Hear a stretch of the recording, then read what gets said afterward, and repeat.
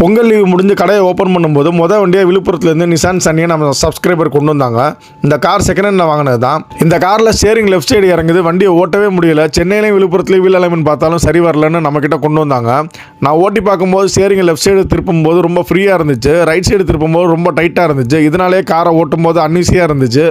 நான் காரை கடைக்குள்ளே கொண்டு வந்து சென்சார் டார்கெட்டை மாட்டி வேலையை ஆரம்பித்தேன். முதல்ல ரன்னர் ப்ராசஸ் வந்ததும் காரை முன்னாடி தள்ளி நிப்பாட்டிட்டு கேசர் ப்ராசஸ்க்காக ஸ்டேரிங் லெஃப்ட் ரைட்டுன்னு திருப்பி கடைசியாக நேராக வைக்கிறப்ப ரீடிங் வந்துச்சு. அதில் டோ ரீடிங்லாம் கரெக்டாக தான் இருந்துச்சு. வெளியில் வீல் அலைன்மெண்ட் பார்த்தவங்க ரீடிங்கை சரியாக வைக்க ட்ரை பண்ணியிருக்காங்க. ஆனால் காரில் இருக்கிற பிரச்சனை தெரிஞ்சுக்கல. அது என்னன்னா, ஸ்டேரிங் ரேக் தேய்மானத்தால் லெஃப்ட் சைடு ஸ்டேரிங் திருப்புறப்ப ரொம்ப ஃப்ரீயாக இருக்குது, ஆனால் ரைட் சைடு திருப்புறப்ப டைட்டாக இருக்குது. இப்போ இதை சரி பண்ணுறதுக்காக ஸ்டேரிங்கை நல்லா ரைட் சைடு பார்த்த மாதிரி இறக்கி ஷேக் பண்ணும்போது லெஃப்ட்டில் கொஞ்சம் டைட்டு கிடைக்கும். பிறகு ஸ்டேரிங்கை நேராக வச்சு லாக் பண்ணிவிட்டு காரை ஆஃப் பண்ணாமல் அட்ஜஸ்ட் பண்ணாலே போதும், சரியாயிடும். இப்போ பார்த்தா கூட டோ ரீடிங் பெருசாக மாறல, ஆனால் இந்த சின்ன வித்தியாசத்தை தான் நான் இப்போ கரெக்ட் பண்ண போகிறேன்.